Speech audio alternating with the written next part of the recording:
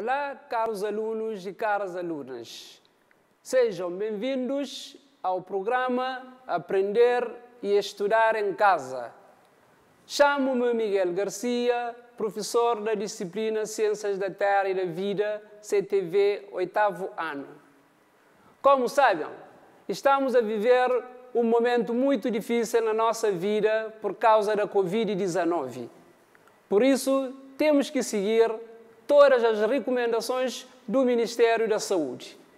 Lavar sempre as mãos com água e sabão, usar álcool gel, manter o distanciamento social e também colocar uma máscara, mas que tem que ser uma máscara nova e limpa.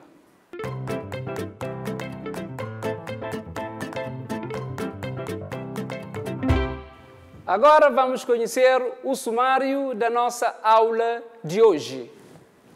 Para a nossa aula de hoje, temos como sumário a estrutura e composição da atmosfera. De seguida, vamos conhecer os objetivos que vamos ter que atingir nesta aula. Vejamos também. Como objetivo para a nossa aula de hoje, temos o primeiro objetivo: identificar as diferentes camadas constituintes da atmosfera. E a segunda e último objetivo, apontar as características de cada uma das camadas da atmosfera. Agora, antes de começarmos entrarmos na nossa aula propriamente dita, quero fazer um pequeno síntese ou então resumo da aula passada. Na nossa aula passada, nós vimos o estudo da atmosfera e falamos dos gases constituintes da atmosfera e também vimos a importância da atmosfera e dos gases constituintes. Agora, para entrar na nossa aula de hoje propriamente dita, vamos observar com atenção as camadas da atmosfera. A atmosfera é constituída por 5 camadas, que são: a primeira camada temos troposfera, que na sua zona de transição ou limite superior nós chamamos de tropopausa. Por que tropopausa? Porque a tropopausa, por que nós chamamos que é uma zona de transição?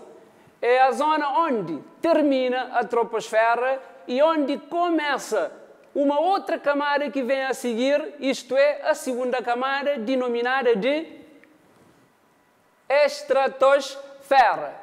Da mesma forma, a estratosfera possui no seu limite superior ou zona de transição a estratopausa. Como também vimos anteriormente, a estratopausa é a zona de transição. Isto porque é uma zona onde termina a estratosfera e onde começa uma outra camada, ou seja, a terceira camada, denominada de mesosfera. E a mesosfera, mesmo a palavra diz, mesosfera quer dizer, encontra-se no meio, é a camada que está no centro. E também, no seu limite superior, ou zona de transição, nós denominamos de mesopausa. Zona de transição à mesopausa porque é onde termina a mesosfera e onde começa também a quarta camada, denominada de termosfera ou ionosfera. Por que de ionosfera? Porque nesta camada há uma grande concentração de íon. Por isso, daí a denominação de ionosfera. Da mesma forma, esta camada possui o seu limite superior e também a zona de transição denominada de termopausa. E a termopausa é onde termina a termosfera ou ionosfera e onde começa a quinta e a última camada da atmosfera, que nós chamamos de exosfera. Como podemos reparar, a exosfera ainda não possui o seu limite superior ou sua zona de transição. Então, é nossa responsabilidade descobrir essa zona de transição ou limite superior da exosfera. Estão de acordo comigo, meninos? Muito bem, então conto convosco para descobrirmos a zona de transição ao limite superior da exosfera. Muito bem. Agora vamos ver as características de cada uma das camadas, começando de troposfera. Como já tínhamos dito, a troposfera tem no seu limite superior, ou zona de transição, a tropopausa. Como característica da troposfera, temos ali que a troposfera é uma camada que está em contato com a superfície da Terra. Se está em contato com a superfície da Terra, é porque também está em contato com os seres vivos. E nós também estamos em contato com a troposfera. Ainda continuando com as características da troposfera, podemos ver ali que ela é constituída por azoto ou nitrogênio, oxigênio, vapor de água e dióxido de carbono. Como já sabemos, o azoto e o oxigênio são gases de maior concentração na atmosfera. Por isso são muito importantes também. De seguida, vamos ver ainda, continuando com as características da troposfera, temos ali que a troposfera apresenta uma distância de aproximadamente 17 km. Isto é, 17 km, aproximadamente 17 km, isto é, pode variar, pode ser mais ou então menos que 17 km, até o seu limite superior que nós já conhecemos, a tropopausa, e um volume de 80% do peso total da atmosfera. Continuando ainda com as características, na troposfera é onde ocorrem os principais fenômenos meteorológicos. Já conhecem os fenômenos meteorológicos, de certeza, meninos? Já ouviram falar? Ok? Quais são esses fenômenos? Muito bem, então vamos lá conferir. A chuva, a neve, o granizo e nevoeiro, trovões e relâmpagos são fenômenos meteorológicos. De seguida temos uma outra característica que nesta camada, a troposfera, a temperatura decresce à medida que se aumenta a altitude. Continuando ainda com as características, podemos ver que temos ali a segunda camada, a estratosfera.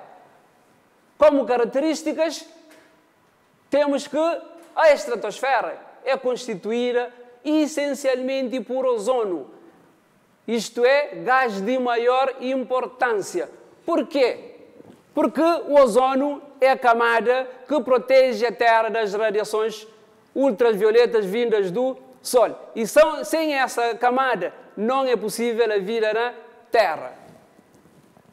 Ainda esta camada, é nesta camada que há a absorção da parte das radiações ultravioletas vindas do Sol, por causa da camada do ozono. Estende até 50 km da superfície da Terra e o seu limite superior é a estratopausa. Continuando ainda com as características, é nesta camada que circulam os aviões de cargas e de passageiros. Ainda, continuando com as características da estratosfera, podemos ver que a temperatura que inicialmente é constante nesta camada aumenta com a altitude devido à absorção da radiação solar pela camada de ozono. Quer dizer que a temperatura ali é muito alta. Ainda podemos ver ainda que nesta camada há pouca concentração de vapor de água por causa da temperatura que é muito alta. Continuando com as características da estratosfera, podemos ver ali que o ar nesta camada movimenta-se no horizontal. É completamente seco e relativamente puro. Por isso, praticamente não há nuvens e nem outras formas de condensação.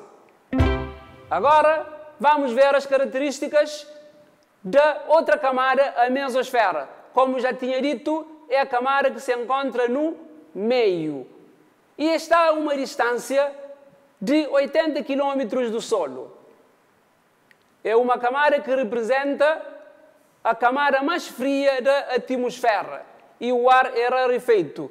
É a camada mais fria porque há fraca presença de camada de ozono, um gás muito importante. A temperatura diminui com a altitude devido à redução do ozono. Ainda apresenta nuvens luminosas no verão. Isso devido à ocorrência da combustão que fragmenta os meteoritos, evitando assim que eles cheguem à superfície terrestre. Continuando ainda a ver as características das camadas atmosféricas, vamos ver as características da seguinte camada: a termosfera ou ionosfera. Esta camada apresenta uma distância de 600 km até o seu limite superior. Os gases nesta camada sofrem alterações, transformando-se em íons. Daí a denominação de ionosfera. Continuando com as características da termosfera. Tem grande concentração de íons, daí a denominação de ionosfera. Também nesta camada há altas temperaturas devido à absorção de ondas curtas de radiação solar. Ondas curtas de radiação solar que vai ser o nosso conteúdo ou sumário da próxima aula. Por isso, não se preocupem com isso. Estão a acompanhar, meninos? Muito bem, então podemos avançar? Vamos lá então. Possível observar o fenômeno óptico conhecido como aurora polar boreal e austral. Isto quer dizer, aurora polar boreal e austral são fenômenos ópticos que dão show de luzes junto aos Polo Norte e Polo Sul. Ainda nesta camada orbitam os ônibus espaciais. E para finalizar as características das camadas atmosféricas, vamos ver as características da última camada. Por isso, presta muita atenção. Esta camada está à fronteira com o espaço. Está a uma altitude de aproximadamente 500 a 1000 km. Ainda é onde a atmosfera se confunde com o espaço exterior. Isto é a camada que está para além da atmosfera. Continuando ainda com as características, esta camada é composta por hidrogênio e hélio. Isto é, os gases de maior concentração nesta camada são hidrogênio e hélio. Ainda esta camada é considerada a camada mais exterior da atmosfera. Isto porque é a última camada da atmosfera. Como já tínhamos dito anteriormente, não há ainda um limite superior ou zona de transição desta camada. E conto convosco para descobrir este limite superior ou zona de transição. Continuando ainda, esta camada representa a transição entre a atmosfera e o espaço sideral. Suas temperaturas podem atingir 1000 graus Celsius. Isso exige que as naves espaciais sejam construídas com materiais resistentes a altas temperaturas.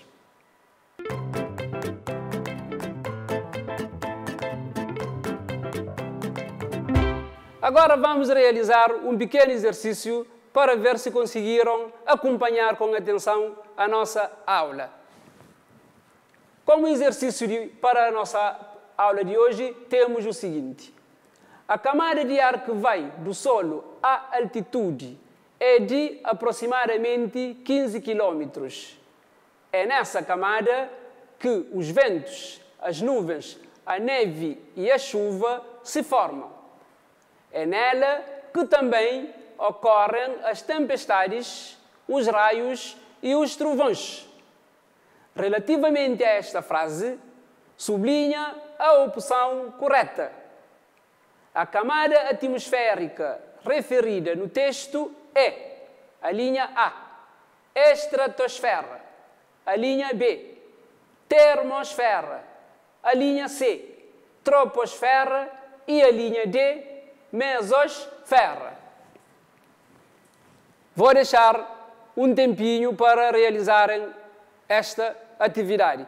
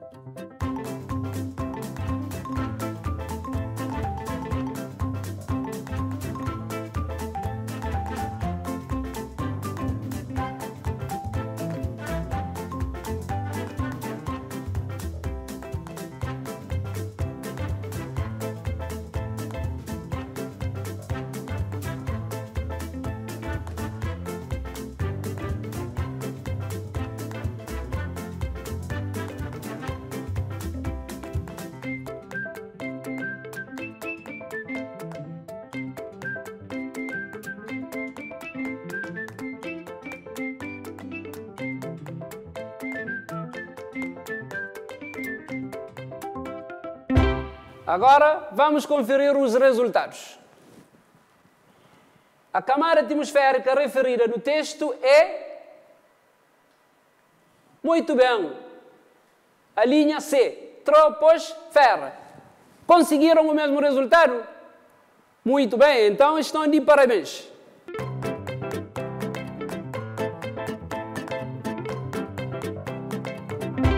Como podem reparar, caros alunos e caras alunas, estamos prestes a chegar ao fim da nossa aula de hoje.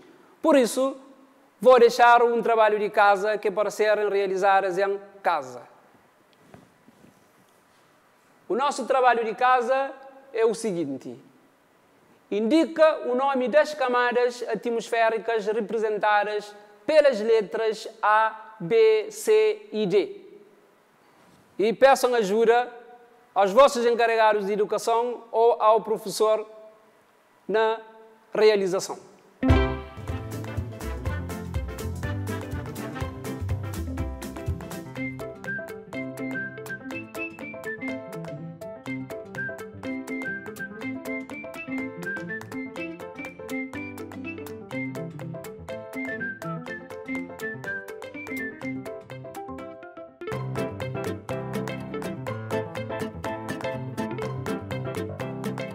Agora, vamos fazer a síntese da nossa aula de hoje.